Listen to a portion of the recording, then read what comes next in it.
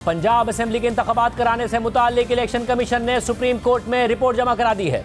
Supreme court के 3 रुकनी bench ने वफाकी हुकूमत को हुक्म दिया था कि वो 10 अप्रैल तक इलेक्शन कमीशन को पंजाब में इंतखाबात के लिए फंड्स की फराहमी से आगाह करे और इलेक्शन कमीशन को हुक्म दिया था कि वो 11 अप्रैल को इस हवाले से अदालत को तफसीलात बताए। वफाकी काबीना ने फंड्स देने का मामला पार्लियामेंट को भेज दिया है और आज इलेक्शन कमीशन ने अपना जवाब सुप्रीम कोर्ट में जमा करा दिया है। इलेक्शन कमीशन ने सील्ड रिपोर्ट सुप्रीम कोर्ट के रजिस्ट्रार ऑफिस में जमा कराई है और ये रिपोर्ट चीफ जस्टिस सुमरता बंदियाल, जस्टिस एजाजुल अहसन और जस्टिस मुनीब अख्तर को भिजवाई जाएगी। ज़राए के मुताबिक इलेक्शन कमीशन ने रिपोर्ट में कहा है कि वफाकी हुकूमत ने इलेक्शन कमीशन को 21 अरब रुपए फराहम नहीं किए हैं और पंजाब की निगरां हुकूमत का कहना है कि सिक्योरिटी के लिए सिर्फ 75,000 एहलकार दे सकते हैं, जबकि सूबे में इंतखाबात के लिए 3 लाख सिक्योरिटी एहलकार दरकार हैं। सुप्रीम कोर्ट ने अपने 4 अप्रैल के हुक्मनामे में कहा था कि पंजाब और खैबर पख्तूनख्वा में इंतखाबात के लिए वफाकी हुकूमत हर सूरत 10 अप्रैल तक इलेक्शन कमीशन को 21 अरब रुपए का फंड जारी करे और इलेक्शन कमीशन 11 अप्रैल तक सुप्रीम कोर्ट में एक रिपोर्ट जमा कराए जिसमें वो ये बताए कि आया कि उसे फंड दिया गया है या नहीं, और अगर दिया गया है तो क्या पूरी फंडिंग दी गई या किस्त में दी गई है। इलेक्शन कमीशन की तरफ से फंड्स की रिपोर्ट बेंच अराकीन के चैम्बर में पेश की जाए। फंड्स ना मिलने या शॉर्टफॉल होने की सूरत में सुप्रीम कोर्ट मुतल्लिका हुकाम को हिदायत जारी कर सकती है और इलेक्शन कमीशन को यह इख्तियार होगा कि वो इन फंड्स को पहले पंजाब में आम इंतखाबात के मकसद के लिए इस्तेमाल करे।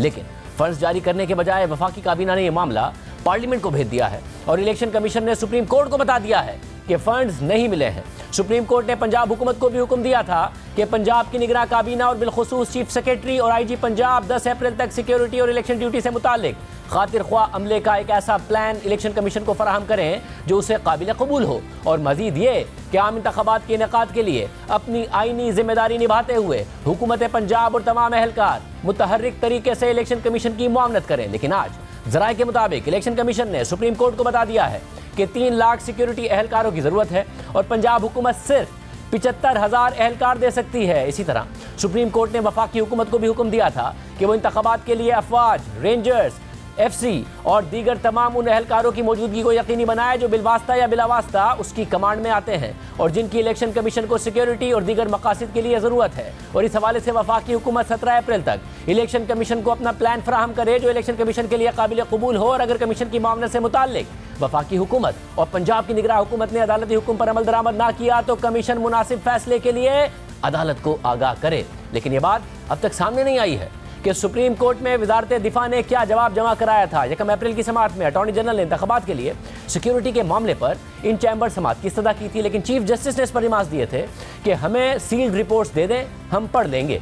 हम सिर्फ फौज की बात नहीं कर रहे हैं, मुसल्लह फौज में एयरफोर्स और नेवी भी शामिल है। अगर हमारी फौज हसास जगहों पर तैनात है तो हमें इन 2 अफवाज के बारे में भी बताया जाए। अगर पाक आर्मी की नफरी मसरूफ है तो दीगर सर्विसेज से एहलकार लिए जा सकते हैं। इलेक्शन में ड्यूटी के लिए जंगजू फौजी नहीं चाहिए। फौज में हर यूनिट शोबाए जंग के लिए नहीं होता। रिटायर्ड आर्मी जवान भी सिक्योरिटी दे सकते हैं, पैरामिलिट्री फोर्सेस भी सिक्योरिटी दे सकती हैं जो वजारत दाखिला के मातहत हैं। वैसे बता दें कि इलेक्शन के लिए कितनी सिक्योरिटी चाहिए। जो कुछ हसास चीज़ें हैं उनको इन चैम्बर सुन लेंगे। उसी समाअत में चीफ जस्टिस ने सेक्रेटरी दिफा lieutenant general retired Hamidur Rahman से सवाल किया था कि क्या आपके पास रिटायर्ड जवान बुलाने का कोई तरीकाकार है। सेक्रेटरी दिफा ने जवाब दिया कि रिटायर्ड आर्मी जवान रिजर्व फोर्स होती है जिन्हें मखसूस हालात में बुलाया जाता है। रिजर्व फोर्स की तलबी के लिए वक्त दरकार होता है। रिजर्व फोर्स की तरबियत भी की जाती है। चीफ जस्टिस ने रिमार्क्स दिए थे कि इलेक्शन कल नहीं होने, पूरा शेड्यूल आएगा। हमें सील्ड फाइलें दे दें, हम जायजा लेकर वापस कर देंगे। आप चंद घंटों बाद या कल सुबह तक रिपोर्ट दे दें। सेक्रेटरी दिफा को अगली समाअत पर आने की जरूरत नहीं है। कुछ सवालात हमारे जहन में आए तो खुली अदालत में पूछ लेंगे। लेकिन इसके बाद केस की कोई समाअत ही नहीं हुई और 3 रुकनी बेंच ने फैसला सुना दिया था।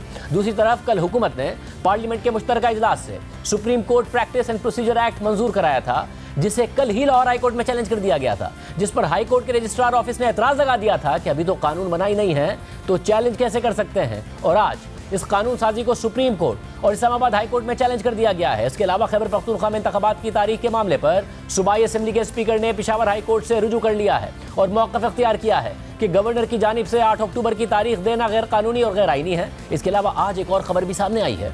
आज़ाद कश्मीर हाई कोर्ट के फुल कोर्ट बेंच ने वज़ीर आज़म सरदार तनवीर इलियास को तौहीन अदालत के इल्ज़ामात पर असेंबली रुकनियत से ही नाअहल करार दे दिया है, जिसके बाद तहरीक इंसाफ ये कह रही है कि जिस तरह आज़ाद कश्मीर का वज़ीर आज़म तौहीन अदालत पर नाअहल हो सकता है, उसी तरह वज़ीर आज़म पाकिस्तान को भी नाअहली की सज़ा हो सकती है।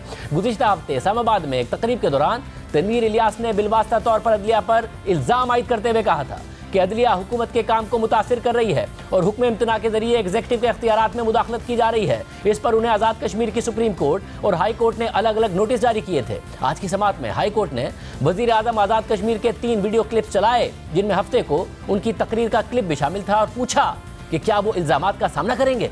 सरदार तनवीर इलियास ने इस पर अदालत से गैर मशरूत माफ़ी मांग ली और कहा कि मैं खुद को अदालत के रहम करम पर छोड़ता हूँ। अदालत ने वज़ीर आज़म आज़ाद कश्मीर की माफ़ी की दरख्वास्त को मुस्तरद कर दिया और उन्हें अदालत बर्खास्त होने तक की सज़ा सुना दी, और इलेक्शन कमीशन ने उन्हें डी नोटिफाई भी कर दिया है। फैसला सुनने के बाद सरदार तनवीर इलियास सुप्रीम कोर्ट आज़ाद कश्मीर में पेश हुए और वहां भी अपने बयानात पर माफ़ी की दरख्वास्त की। ताहम सुप्रीम कोर्ट ने समाअत 2 हफ्ते के लिए मुलतवी कर दी है। तहरीक इंसाफ के रहनुमा फवाद चौधरी ने सरदार तनवीर इलियास की नाअहली पर रद्द-ए-अमल देते हुए कहा है कि अगर वज़ीर आज़म ने सुप्रीम कोर्ट के अहकामात को नहीं मानना तो ये मिसाल हमारे सामने है। दूसरी तरफ वफाकी वज़ीर दाखिला राना सनाउल्लाह ने कल मेज़बान नदीम मलिक से बात करते हुए कहा है कि हम तो कहते हैं कि सुप्रीम कोर्ट पूरी पार्लियामेंट को बुला कर नाअहल कर दे। अगर इमरान खान का यही रवैया रहा तो शायद 8 अक्टूबर को भी इंतखाबात ना हो।